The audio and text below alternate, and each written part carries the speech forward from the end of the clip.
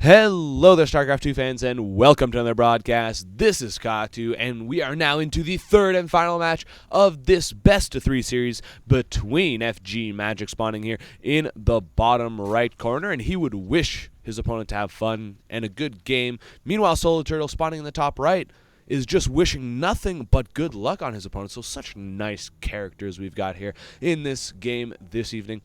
And Solo Turtle, of course, playing these green Protoss pieces once again. Now, last game, we did see Magic go for a nice Nidus Worm play. Really worked out well for him. Got a bunch of Speedlings into his opponent's base. And there just weren't even close to enough units out for Solo Turtle. And unlike the previous game, he actually went for some extra gateways instead of going into that starport play. So he didn't even have any Void Rays out or anything like that to deal with the ground units.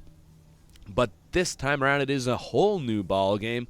And, of course, we did see Solo Turtle take that first game quite handedly with some nice Void Ray Phoenix play, really controlling the map as well as his opponent's base, completely denying that third. So we'll have to see how this game does end up developing. Now, we do see that both players have scouted the correct way, this probe here moving out, and at the same time, this Overlord moving out the right way. So that is always fun. We'll have to keep an eye on this drone. Oh, the drone is unfortunately going the wrong way, all the way into the main to the left. But that's okay. It's not really the biggest deal because his opponent, yet again, is going for this fast expand. And to be honest, the maps that these players have chosen, of course, quite show Solo Turtle's decision and really comfortableness with these large macro maps. I mean, what have we played so far? We've played the Terminus RE, we've played Tal'Darim SE, and we've played Shakura's Plateau. So all maps where it's very easy for a player to macro up, and of course Azur normally chooses those maps, but at the same time, we've seen Solo Turtle every game go for these fast expand plays. He looks like he is so comfortable with that kind of play. And definitely on Tal'Darim, though, it's another matchup where a Nidus Worm would definitely be a good choice. And that's because, for one thing, his Overlords went the right way. And this is, again, such a big base to actually scan all of it. You can even send your Overlord along this side, and this is actually my own personal tactic, but you can actually send this Overlord along this side. It won't get spotted by the assimilator or the probes, and you can actually go here, and that is somewhere that they almost never ever check. Same thing over here in that corner there, so two very good places. Even over here, very good. And at the same time, even if they do check there, your second Overlord, which in this case is actually over here for Magic, you can send it this way and it'll make it here in time as well, so you can get into a more standard location. But enough of that. It looks like Solo Turtle is actually maybe faking an expansion because he hasn't gone for an expansion just yet. He's got a Forge, a Gateway, and a Cybernetics core. Now, unfortunately for him, there is an Overlord in here, so Magic will know that Solo Turtle is faking this expansion. However, still choosing to get a hatchery up of his own. And what Solo Turtle might be planning on doing is going for a kind of 3 or 4 gate pressure, maybe with a +1 ground weapons. That's always something that we used to see a lot more in the early stages of StarCraft 2, but has kind of faded away lately. But then again, at the same time, we do see that 2 assimilators are down, so we might see him actually go for a 1 gate kind of tech path. And we're going to have to see when he does put down that tech. And indeed, he will not be doing that. He is going for a Nexus after all, but he is starting to save up an absolute ton of that gas. So he does have a Cybernetics core on the way, and he's going to be making an extra sentry to start using up some of that gas. Meanwhile, back home, Magic, once again, really liking these static defenses. Is going to start getting those, as well as an evolution chamber so you can get some spore crawlers. And meanwhile, he is starting to surpass his opponent in this kind of drone play. Now, meanwhile, back home, we do see that it is a starport going down by Solo Turtle now that he's chased that pesky Overlord away, and it won't get a good look at what he's doing.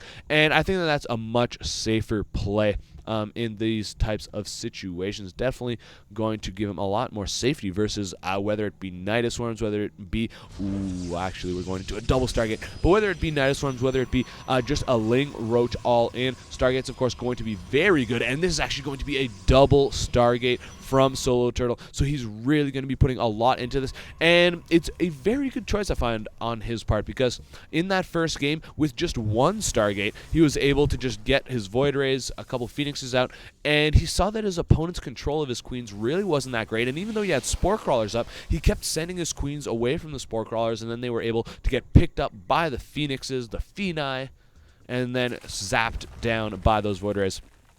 So probably going to try and take advantage of that, but he's going to go double styles this time with both of his Stargates. And we see those rally points are set right inside his base. He wants to make sure that his opponent does not know what he's up to until it is really just too late to react. So meanwhile, back home, we do see that there are a couple of Spore Crawlers up, actually just one Spore Crawler up over by that natural, none in the main just yet. However, Spore Crawlers, of course, don't take that long to make, only 30 seconds. They're not the crazy long 50 seconds like a Spine Crawler. And meanwhile, we do still have Zerglings at the front, just checking an Overlord, trying to move itself across the map to try and get a scout. And if it does get a scout of those double Stargates, that could be absolutely huge, and it might give Magic just enough time to react to his opponent. And there comes the Overlord. It is on a collision course. It's going to be going this way. See the two Stargates, and ooh, it's all going to come down to the timing with which Solo Turtle chooses to move out, if that Overlord makes it there in time. And oh man, it's actually moving more towards those double Stargates, and Magic is about to find out what his opponent is up to. And oh no, he's going the other way this time around. What is the deal here? But now he does see those Void Rays and Phoenixes move by. Will he make some extra Spore Crawlers? Right away, we see a Hydralisk Den go down. Right away, we see a Spore Crawler go down. So he is going to try and be extra safe, but I would honestly add on another 2 Spore Crawlers, and there you go. He's already got 1 on the way. Here come the Void Rays. The Phoenix are already way ahead of them. And he's going to have a look at these Spore Crawlers, and there comes another one as well. They are a little far away from the hatcheries, but definitely they could be a lot of help if FG Magic controls his queens properly and doesn't let them get too far away from the Spore Crawlers. So it looks like those Phoenixes were trying to get in there, and now the queen is moving way too far from those Spore Crawlers. Definitely got to look out. And 13 Hydralisks on the way. So right now, Solo Turtle, his window for doing damage is actually shrinking at an astronomical rate. He really needs to get in there, do some damage. He's trying to snipe the spawning pool, and the Void Rays keep moving in, but the queen keeps moving out, trying to snipe some damage, and it's got these Spore Crawlers to fall back to. But oh no, it looks like the spawning pool might actually go down, but here come the Hydralisks just in the nick of time, and there are so many Hydralisks out right now for Magic. He's got 13 of them out, has a few more on the way, re-maneuvering that Spore Crawler into a bit of a safer position. Meanwhile, that Overlord back home is nearly dead, and a robotics facility on the way, probably quickly followed by a robotics bay. And just as the window was closing at an astronomical rate, was the words I used, for Solo Turtle, as those Hydralisks were coming out, at the same time as this robotics facility completes, as the robotics den, the Colossus den, the robotics bay does complete, so will the window for these Hydralisks close as well, because Colossus are just so good against Hydralisks. And unless there's a huge blunder in Solo Turtle's control with those Colossus, then these Hydralisks will be rendered next to useless. And it looks like actually Magic feels that that is the case, and he's going to try to move out. Now the big problem is when Hydralisks aren't on creep, it takes them so long to get into position. You really have to control them properly so that they're doing their maximum damage. The one thing that he does have on his side is, of course, they've got a range of 5 versus the range of 6 of Stalkers, so it's going to be very hard for the perfect force fields and the perfect position of the Stalkers to actually be effective. Meanwhile, oh boy, one Void Ray there getting sniped by those Hydras. Some nice little micro there by Magic. Meanwhile, Magic has not expanded yet, and this is the GSTL May version of it. And it doesn't have any rocks whatsoever, so I'd really like to see him go for an expansion here while he's pushing out. Meanwhile, more and more Stalkers come down for Solo Turtle, and it's going to be very hard, like I said, for these Hydras to move through here, especially with these 2 sentries that have just so much energy. Meanwhile, the Phoenixes are flying right over those Hydras. Pretty big blunder there, and so are the Void Rays. So the Hydralisks down here going to try and go engage, and the air units of Solo Turtle going to get completely sniped, but at the same time, out come the Stalkers. Now these force fields are working against Solo Turtle, and it looks like these Phoenix might just barely survive, and FG's Magic's attack, though, gets completely repelled by Solo Turtle. He took absolutely no economic damage. Looking at the unit counting station, we see that Magic is only at 38 drones versus the 51 probes of Solo Turtle, so he's got a nice, healthy income advantage. Oh man, he's actually almost 50% higher income than his opponent, so that's absolutely huge. And we do see a third base now going down for Magic at this slightly less accessible by his opponent base, but at the same time less accessible by him base. So it is, of course, a double-edged sword, and we'll see how that does play out for him. Meanwhile, it looks like Magic is trying to do some kind of flank push. He's going to be moving some roaches in here from the top, some roaches from the bottom, but roaches not very good against Stalkers, and I don't think this is a good idea, especially with the two cannons. Their cannons are so strong. These are SC2 cannons, guys. These aren't StarCraft 1 cannons, and these roaches here can't even really reach the Stalkers. They're just attacking the cybernetics core, and that is definitely a huge blunder. He's losing his entire force in exchange for the cybernetics core, which will probably get rebuilt quite quickly, and there's already so many Stalkers out that's not even a big deal, as now Solo Turtle mostly going to be focusing all of his gas, as we can see, on these Colossus. So meanwhile, some roaches and hydras will escape. They will head back home. But right now, Magic in a world of hurt. He's got about 50 supply disadvantage to his opponent. He's only just getting his +1 upgrades out. Meanwhile, his opponent, no upgrades, but a much larger force. Look at that army value. 5K, 2K versus 1,500 and 600. So that is absolutely huge differential, and most of that is due to the fact that Solo Turtle got this huge probe advantage and was able to just survive with that 2 Stargate pressure until all those that extra investment in all of those probes really started paying off.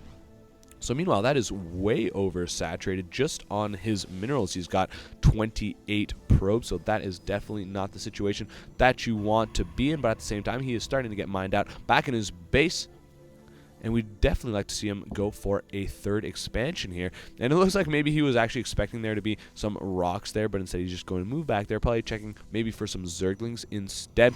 And it looks like Solo Turtle actually going to expand to this area right here, and I have to say that that is not a good idea. I mean, he's expanding towards Magic, but unlike a Terran player, he doesn't have any planetary fortress that he can put down that would actually help reinforce his army whatsoever.